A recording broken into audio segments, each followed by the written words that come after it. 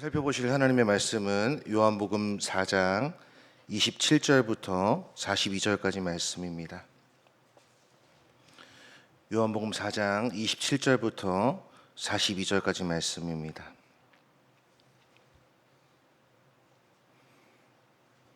다 찾으셨으면 우리 한 절씩 교독하겠습니다. 이때에 제자들이 돌아와서 예수께서 여자와 말씀하시는 것을 이상히 여겼으나 무엇을 구하시나이까 어찌하여 그와 말씀하시나이까 묻는 자가 없더라.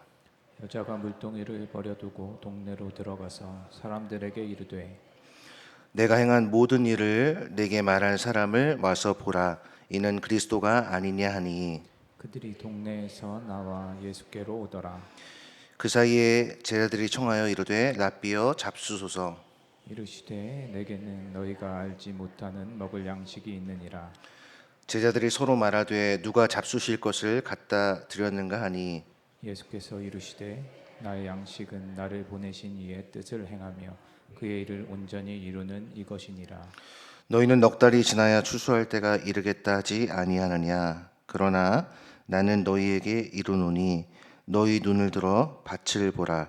희어져 추수하게 되었도다. 거두는 자가 이미 삭도 받고 영생에 이르는 열매를 모으나니 이는 뿌리는 자와 거두는 자가 함께 즐거워하게 하려 함이라. 그런즉 한 사람이 심고 다른 사람이 거둔다 하는 말이 옳도다. 내가 너희로 노력하지 아니한 것을 거두러 보내었노니 다른 사람들은 노력하였고 너희는 그들이 노력한 것에 참여하였느니라. 여자의 말이 내가 행한 모든 것을 그가 내게 말하였다 증언하므로 그 동네 중에 많은 사마리아인이 예수를 믿는지라. 사마리아인들이 예수께 와서 자기들과 함께 유하시기를 청하니 거기서 이틀을 유하시매 예수의 말씀으로 말미암아 믿는 자가 더욱 많아. 그 여자에게 말하되 이제 우리가 믿는 것은 내 말로 인함이 아니니 이는 우리가 친히 듣고 그가 참으로 세상의 구주신 줄 알미라 하였더라. 아멘. 할렐루야. 예배의 자리에 나오신 모든 성도님들을 환영하고 축복합니다. 추운 날씨를 뚫고 나오신 여러분들에게 이 시간도 주님의 은혜가 충만하게 임하게 되기를 축복합니다. 우리 이 시간 앞뒤 좌우에 계신 분들과 함께 인사를 나누고 말씀을 함께 살펴보겠습니다. 반갑습니다. 환영합니다. 인사를 나눌까요? 새벽에 계속해서 우리가 요한복음 말씀을 살펴보고 있습니다. 오늘 본문에는 사마리아 여인과 예수님과의 대화의 마지막 부분이 등장을 하고 있습니다. 이 사마리아 여인이 꼭 우리의 모습 같지 않습니까? 이 사마리아 여인이 얼마나 힘들었을까요? 그리고 얼마나 수치와 죄책감과 심한 자책에 휩싸여 있었을까요?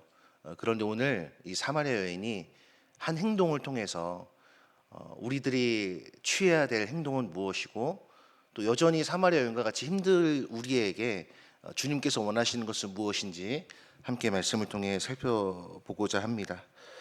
여러분, 물동이를 버린다는 게 쉬운 일은 아니죠. 오늘 사마리아 여인이 물동이를 버려두고 동네로 들어가는 장면을 기록을 하고 있는데 매일 쓰는 것, 꼭 필요한 것을 버리는 것은 쉽지 않습니다. 근데 우리는 살다가 보면은 이제 그럴 때 있지 않습니까? 뭘 버려야 되는데 버려야 될 건 안 버리고 버리지 말아야 될 것을 버려서 참 삶의 어려움을 겪는 경우가 많습니다. 오늘 사마리아 여인은 자신의 필수품, 생존에 꼭 필요한 물동이를 버렸다고 성경은 기록합니다. 물을 기르러 왔다가 물동이를 버려두고 동네로 들어가는 장면이 나타납니다. 여러분, 왜 이 사마리아 여인이 생존에 꼭 필요한 이 물동이를 버려둘 수밖에 없었을까? 그리고 그는 왜 다시 동네로 들어갔을까? 그리고 그 동네로 들어가서 나타난 행동은 무엇일까를 함께 우리가 말씀을 통해 살펴볼 텐데요. 예수님과의 대화를 통해서 예수님께서는 사마리아 여인에게 이렇게 말씀하셨습니다. 내가 주는 물을 마시는 자는 더는 목마르지 않고 영원히 목마르지 아니한다. 그러나 이 샘물에서 나는 물을 마시는 자는 다시 목마르게 될 것이다 라고 말씀을 하셨습니다. 즉 예수님께서는 이 여인에게 생수를 약속하신 것이죠. 그러니까 우리가 사실 여름이나 갈증이 날 때 편의점이나 이런 마트에 들려서 물을 사 먹는 사람들이 적습니다. 여러분, 대부분 뭘 사 먹습니까? 탄산수 또는 탄산음료, 그러니까 가당음료죠. 당이 들어간 음료. 그런 것들을 먹으면서 갈증을 이렇게 채울 때가 많습니다. 근데 우리가 다 겪어봐서 알듯이 여러분 콜라를 먹을 때와 물을 먹을 때 어떤 것이 더 맛있습니까? 당연히 콜라가 맛있죠. 저는 여태까지 살면서 물을 맛있다고 하는 사람을 본 적이 없습니다. 그런데 맛이 없는 물이 우리의 갈증을 해갈시켜주고 맛있는 콜라는 더 우리를 목마르게 하는 것을 볼 수 있습니다. 이 여인은 오늘 우리들의 이해로 이제 언어로 표현한다면 생수를 발견한 거죠. 그리고 계속 그녀를 갈증나게 했던 그런 콜라와 같은 삶을 과감하게 버리는 것입니다. 오늘 본문의 말씀은 생수를 받은 한 사람에게 일어난 일을 다루고 있는데 우물가에서 일어난 일이 어떻게 이 우물가라는 한정된 지역을 벗어나서 온 동네로 퍼져 나갔는지를 함께 살펴보겠습니다. 먼저 물동이를 버린 장면입니다. 오늘 27절을 보시면은 이렇게 기록을 하고 있습니다. 이때에 제자들이 돌아와서 예수께서 여자가 말씀하신 것을 이상히 여겼으나 무엇을 구하시나이까 어찌하여 그와 말씀하시나이까 묻는 자가 없더라라고 말씀합니다. 제자들과 예수님과의 관계는 굉장히 좋았습니다. 그리고 제자들은 나름대로 이 예수님을 신뢰하고 존중하고 존경하는 마음이 있었습니다. 그래서 자신들의 눈을 아마 이렇게 막 비비면서 내가 지금 제대로 본 것이 맞나? 아마 이런 성경에는 나와 있지 않지만 우리가 조금 상상력을 동원해 보면은 그런 아마 굉장한 의문감과 굉장한 그 이해 못하는 그 놀라운 장면을 본 표정으로 지금 제자들이 이제 반응하고 있는 것이죠. 자, 그런데 이때가 언제냐면은 여러분 26절 말씀을 보시면은 예수께서 이르시되 내게 말하는 내가 그라 하시니라. 그러니까 즉 예수께서 메시아임을 여인이 알게 된 장면 직후의 일입니다.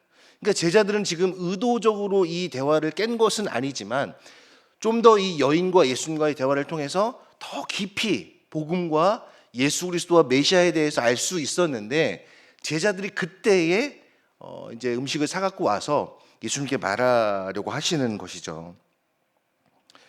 근데 이때 여자가 이제 제자들이 예수님과 대화를 하려고 하니까 여자가 이제 어떤 행동을 하냐면은 오늘 28절을 보시면은 물동이를 버려두고 동네로 들어가서 사람들에게 이르되라고 말씀을 하고 있습니다.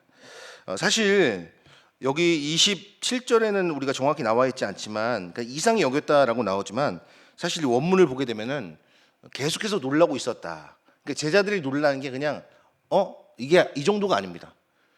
뭐야 이거? 뭐지 예수님 지금 뭐 하고 계신 거지? 이런 정도의 놀람이었다는 것이죠. 그리고 이 놀람이 한동안 계속되었다는 것을 말씀을 하고 있습니다. 당시 랍비가 공공장소에서 여자와 더구나 사마리아 여인과 대화하는 것은 흔한 광경이 아니었기 때문이었습니다. 그런데 예수님을 존경했기 때문에 아무도 왜 이 여자와 대화하시는 것입니까? 도대체 뭐 하고 계신 겁니까? 이렇게 묻는 자가 없었다라고 오늘 27절은 말씀해 주고 있습니다.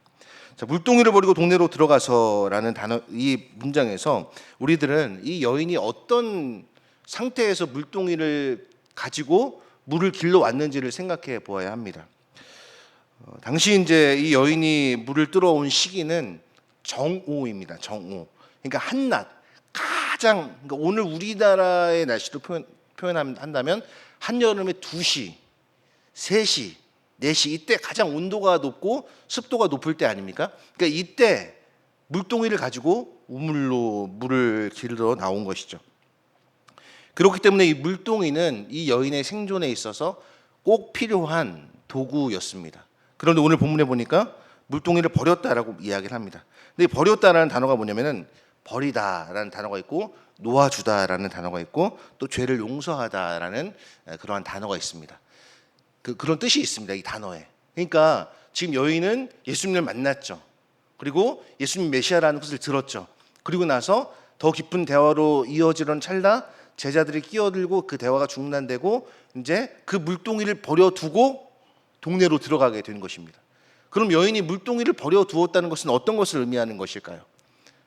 자신의 생존에 필요한 것을 버려두었다는 것은 이제 자기는 더 이상 목마른 우물을 마시며 살겠다가 아니라 예수로 살겠다는 것이죠. 생수의 근원이신 예수를 의지하겠다는 것이죠. 그리고 그 예수께서 자기의 모든 것을 용서해 주셨다는 것을 확신했기 때문에 물동이를 버려두고 동네로 들어갈 수 있게 된 것입니다. 물동이를 버린 것은 단순히 잊어버린 것이 아니라 예수 그리스도를 만났기 때문에 이 여인이 가지고 있던 모든 과거의 수치와 그녀를 옭아매고 있던 모든 죄책감으로부터 그녀가 영적인 해방을 맛보았다는 선언이 바로 물동이를 버려두고 동네로 들어갔다라는 것에서 우리가 살펴볼 수 있는 내용입니다. 물동이는 그녀의 생존 수단이었고 동시에 수치였습니다. 여러분 한번 생각해 보십시오. 여러분이 아무도 보지 않는 그 시간에 사람들이 정말 없는, 그러니까 이 지금의 계절로 치면은 가장 추울 때, 여러분 추울 때 보면 사람들이 없잖아요. 다 집으로 들어가고 없잖아요. 그럴 추울 때 여러분들 어떤 행동을 하는 거예요. 예. 얼마나 수치스럽습니까? 그런데 이 여인은 예수로 충만해지자 그 무거운 물동이를 자연스럽게 놓아버릴 수 있었던 것입니다.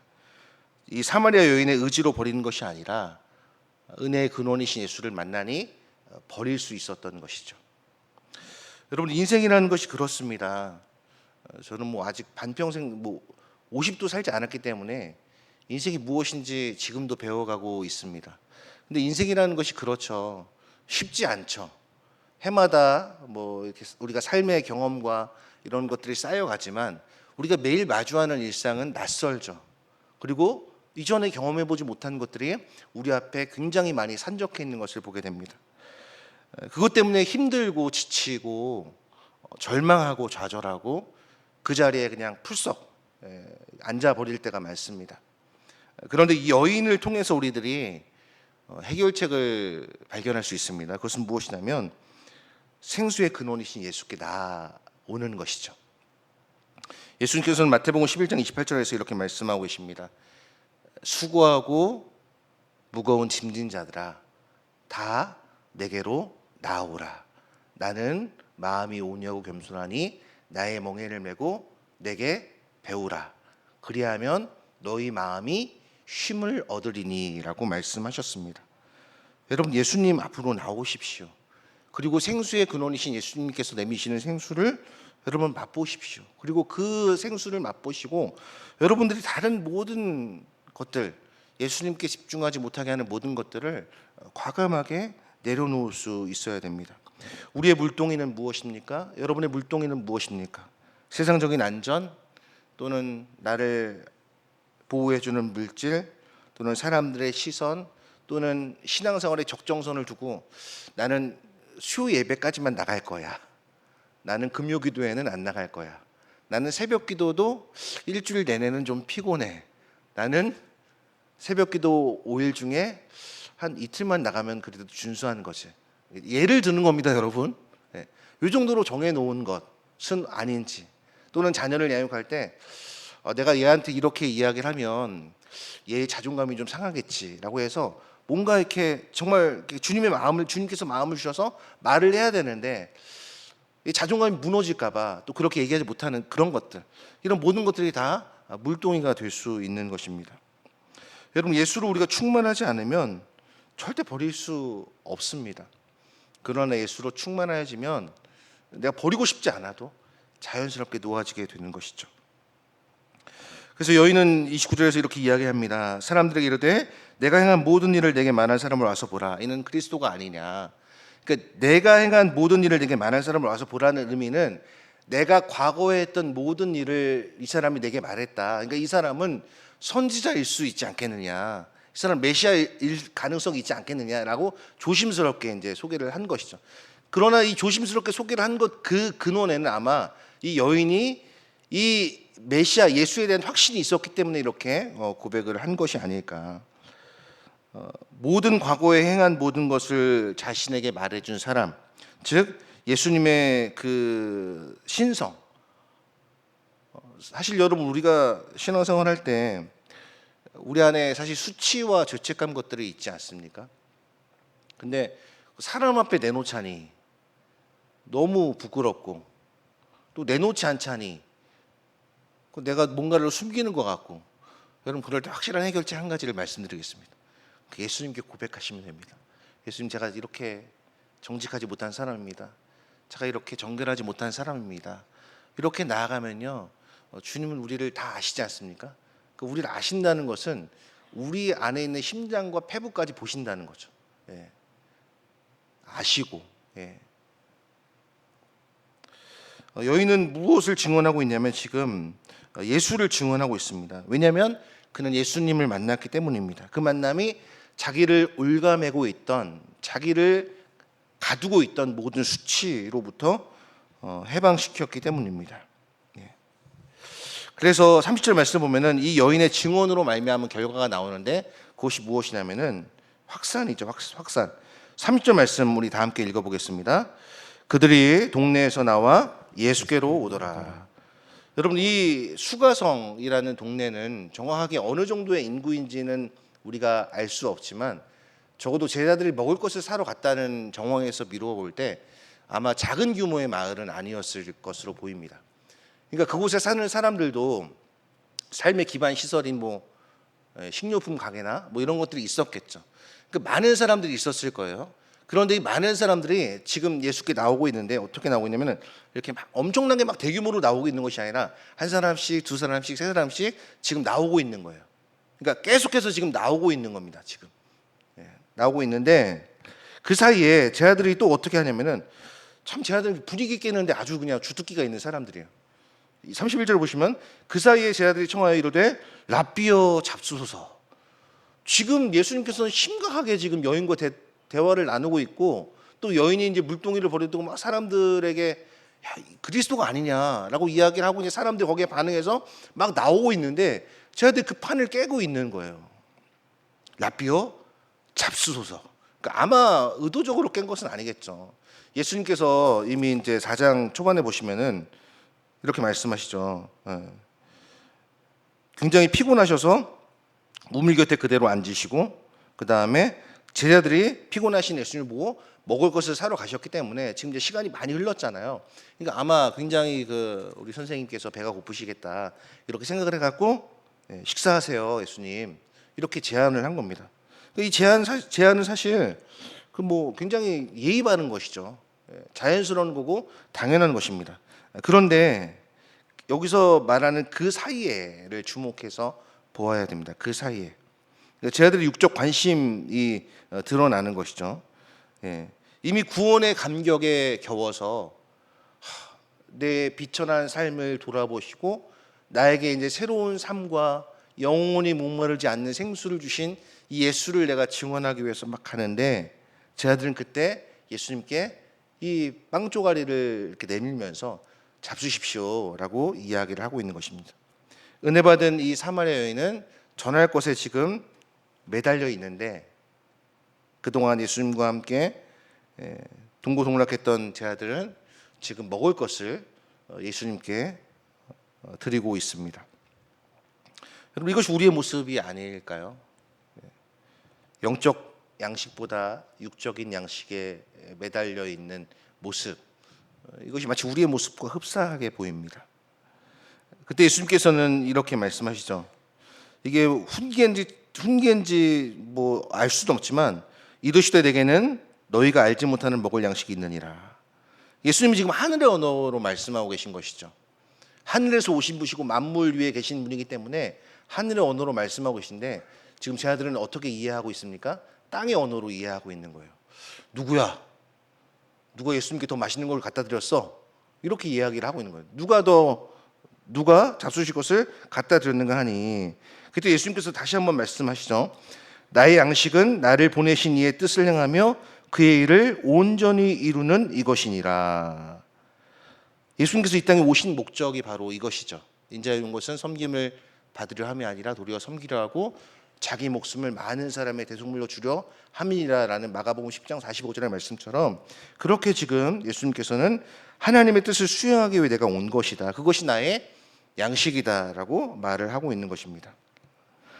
자, 그러면은 지금 예수님께서 지금 말씀하고 계신 내용은 무엇입니까? 나는 지금 영혼을 구원하기 위해 왔다라고 말씀을 하고 계신 것이죠. 그러면서 말씀하고 계신 게 뭐냐면 추수 이야기입니다. 추수 이야기. 우리나라는 이제 가을이 되면은 황금 들판으로 바뀌지 않습니까?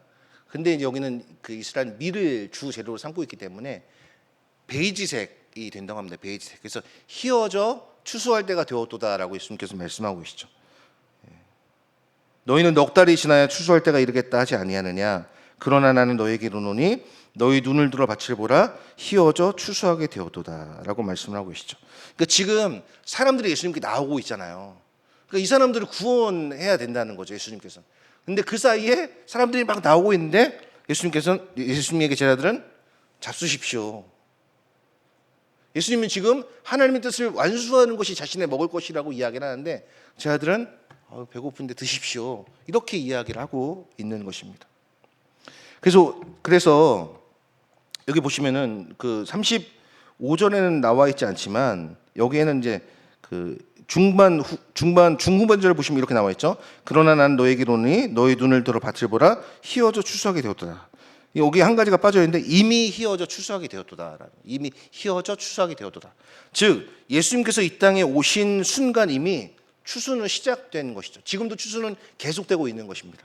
그래서 지금 예수님께 나오는 사람들, 사마리아 여인의 증언을 통해서 나오는 사람들을 계속 추수, 즉 영혼을 구원해야 될 타이밍을 지금 예수님께서는 말씀하고 계신 것입니다.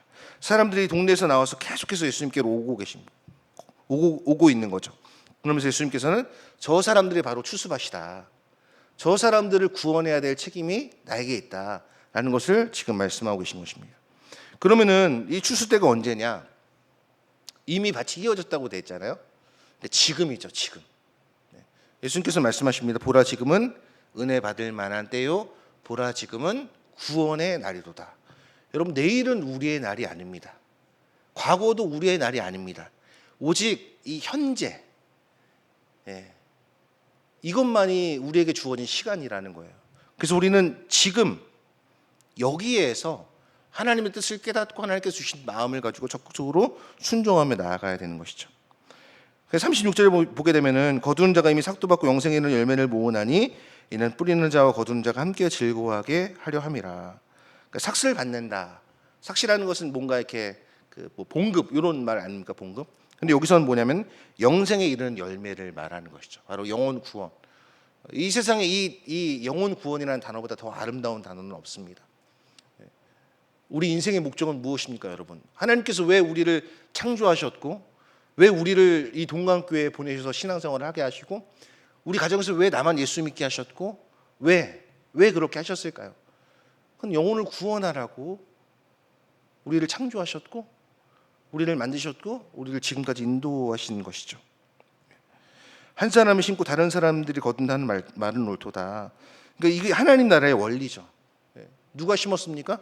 여러분 구약 성경을 보게 되면은 선지자들이 심었죠. 또 세례 요한이 심었죠. 예수님이 심었죠. 사마리아 여인도 지금 계속 말을 하면서 심고 있죠. 누가 거둡니까? 제자들이 거두고 우리가 거두고 우리의 다음 세대들이 거두게 되는 것이죠. 그래서 디모데후서 말씀을 보게 되면은 2장 2절에 이렇게 말씀하고 있습니다. 내가 많은 증인 앞에서 내게 들은 바를 충성된 사람들에게 부탁하라. 그들이 또 다른 사람들을 가르칠 수 있으리라. 그러니까 복음은 계속해서 세대와 세대를 넘어서 전수되어야 할 아주 놀라운 선물이라는 것을 말씀하고 있는 것이죠. 그리고 나서 이제 39절 42절 오늘 이제 마지막 절정에 이르게 되는데 이제 고백으로 나아갑니다. 그러니까 지금 우리가 살펴본 것은 예수로 충만해진 여인이 어떻게 사람들에게 복음을 전해서 확산되고 있는가, 그리고 사마리아 사람들이 예수님을 어떻게 고백하고 있는가를 39절과 42절에서 말씀하고 있습니다. 39절 말씀 보시면 여자의 말이 내가 행한 모든 것을 그간에게 말하였다 증언하므로 그 동네 중에 많은 사마리아인이 예수를 믿는지라라고 말씀합니다. 많은 사마리아인이 예수를 어떻게 믿게 되었습니까? 여인의 말 때문에 믿게 된 것이죠. 증인이 중요합니다, 여러분. 증인. 우리는 모두 다 주님의 증인이지 않습니까? 증인이 중요한 이유는 증언이 나와야 되기 때문입니다. 증언. 여러분 법정 드라마나 이런 걸 보시면 증언이 얼마나 중요한지 모릅니다. 그 증언 때문에 한 사람이 살 수도 있고 죽을 수도 있는 겁니다. 우리의 증언 때문에 우리의 증언으로 한 사람이 살 수도 있고 우리가 증언하지 않아서 한 사람이 죽을 수도 있다는 것을 우리는 염두에 두고 살아야 됩니다. 이렇게 막 이제 증인을 통해서 증언을 하니까 이제 사마리아 사람들이 40절에서 이렇게 말씀하고 있죠. 사마리아인들이 예수께 와서 자기들과 함께 유하시기를 청하니 거기서 이틀을 유하심에. 굉장히 오랜 기간 유하신 것입니다. 이틀을 유하셨다는 것은 아마 이틀 동안 예수님께서는 이제 집회를 가지셨겠죠. 말씀을 나누고 전하고 듣고 이런 시간을 가지시지 않았겠습니까? 그 이틀 동안에 예수님의 말씀을 듣는 사람들이 더 들음으로 인해서 믿는 자가 더욱 많아라고 기록을 하고 있습니다. 더욱 많아. 그러니까 계속 많아지고 있는 것이죠. 그런데 오늘 42절 보시면은 우리 42절 말씀 함께 읽어보겠습니다. 그 여자에게 말하되 이제 우리가 믿는 것은 내 말로 인함이 아니니 이는 우리가 친히 듣고 그가 참으로 세상에 구주신 줄을 알미나 하였더라 라고 말씀합니다. 사마리아인들이 예수께 와서 자기들과 함께 유하시기를 청했다라고 이야기를 하는데 여기서 유하시기를 청했다는 것은 함께 거해 주십시오라는 그런 의미입니다. 요한복음 1장 14절에 나오죠. 그리고 요한복음 15장 4절에도 내 안에 거하라 나도 너희 안에 거하리라 라고 말씀하고 있습니다. 사마리아인들이 예수님께 청해서 이틀 동안 예수님의 말씀을 들은 다음에 말씀을 통해서 그분이 누구신지를 깨달았을 것이고 그분이 얼마나 사랑 그 자체이신지를 깨달았을 텐데 그들의 신앙은 이제 들은 신앙에서 예수님을 알게 되는 아는 신앙으로 바뀌었습니다. 그래서 이 아는 신앙에서 나온 고백이 뭐냐면은 이는 우리가 친히 듣고 그가 참으로 세상의 구주이신 줄 알미라 하였더라. 그렇다면 이 여인의 증언은 의미 없는 것이었을까? 아닙니다. 그렇지 않습니다. 이 여인의 증언으로 말미암아 사람들이 믿게 되었고 더 많은 사람들이 예수님으로 말미암아 믿게 되었지 않습니까? 여인의 증언은 필수적이었습니다. 시작이었죠. 그러나 이 여인의 증언이 최종이 아니었다는 것이죠. 우리가 친히 듣고 우리 자신이 들었다는 것이죠. 세상의 구주라는 표현은 요한복음 1장부터 21장까지 본문에만 등장합니다. 오늘 42절에만 등장을 하는 게 세상의 구주입니다.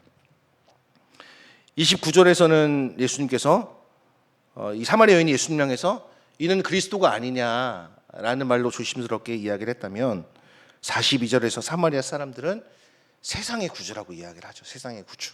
근데 이 세상의 구주라는 것이 요한복음에서 어떤 개념이냐면은 엄청난 개념을 담고 있습니다.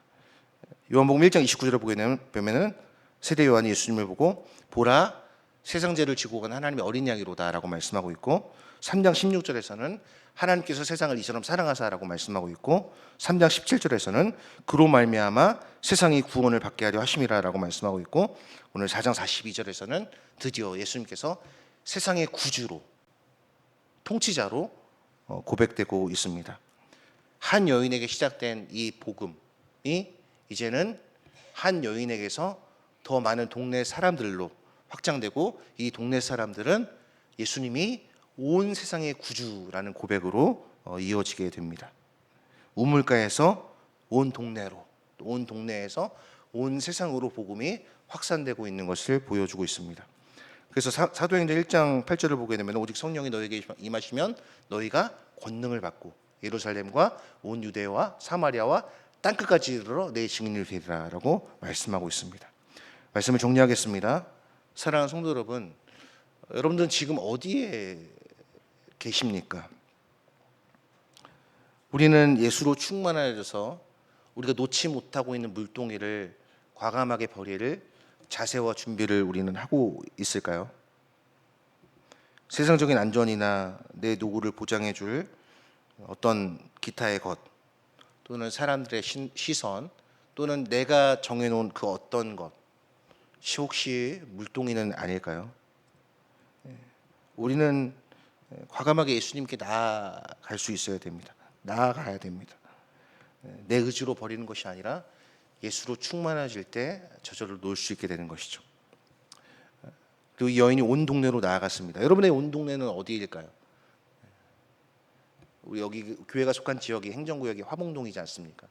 좀 더 가면 이제 연암동이 있고 송정동이 있고 좀 더 가면은 이렇게 천곡동도 있고 또 매곡동도 있고 그렇죠? 또 우리 북구만이 아니라 중구, 남구, 동구, 울주군, 울산뿐만 아니라 쫙 이렇게 이게 어디서부터 시작된다고요? 한 사람, 한 사람, 예수님을 만난 한 사람. 이 사마리아 여인은 당시에 진짜 뭐 존재감이 1도 없던 사람이었습니다. 그리고 수치와 죄책감으로 뒤덮였던 사람이었습니다. 그런데 예수님이 이 사마리아 사람을 만나기 위해서 사마리아를 통과해야 하겠는지라라고 말씀하시고, 그 제자들의 어긋나는 타이밍에도 불구하고 이 여인이 온 동네로 들어가서 더 많은 사람들을 추수하게 되는 놀라운 주인공이 된 것입니다. 사랑하는 여러분, 우리는 함께 추수해야 돼요. 함께 기쁨을 누리는 자가 되어야 됩니다. 그러기 위해서는 예수로 충만해져야 하는 것이죠. 우리 올해 2026년도 우리 동강교회가 주제로 삼고 있는 것이 예수로이지 않습니까? 예수로. 바라기는 저와 여러분들이 예수로 충만해짐으로 말미암아 오늘 이 사마리아 여인이 보여주었던 이 고백, 그리고 확산, 이 충만이 우리 공동체 안에, 여러분의 가정 안에, 우리 안에 가득 넘치게 되시기를 예수님의 이름으로 간절히 축복합니다.